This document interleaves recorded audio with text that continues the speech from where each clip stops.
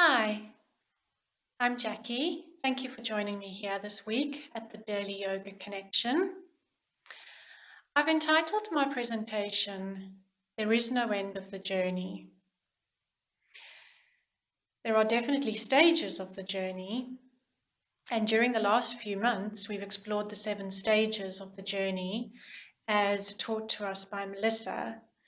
And the final one that I'll be bringing forward this week to you is identifying fully with the practice.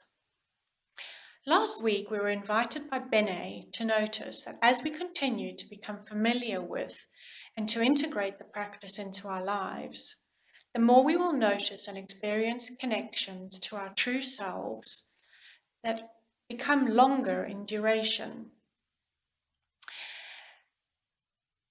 So, as we identify fully with the practice, eventually the practice becomes second nature, something that we do automatically. It becomes a natural part of our approach to life. We identify with the reality of the practice, and through this, we get out of the way of struggling with wanting our practice to be a certain way. This experience of insight and enlightenment inspires us to remain on the path and to keep practicing.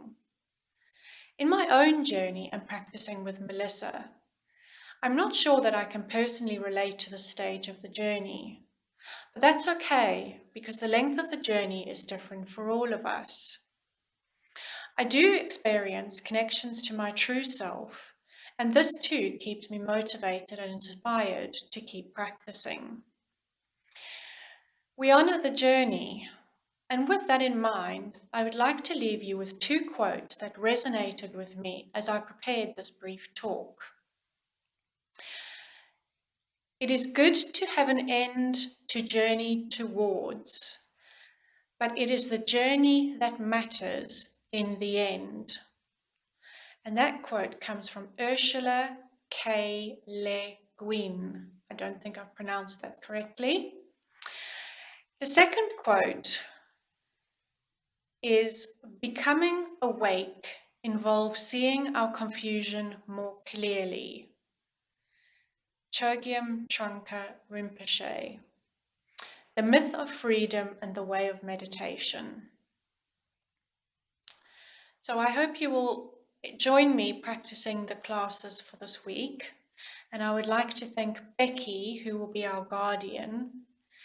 And I do hope that you'll be inspired to think about your personal journey and how those 7 stages of the journey relate to your practice. And we would love to be able to read your comments and if you feel inspired to, and look forward to supporting you this week. Namaste.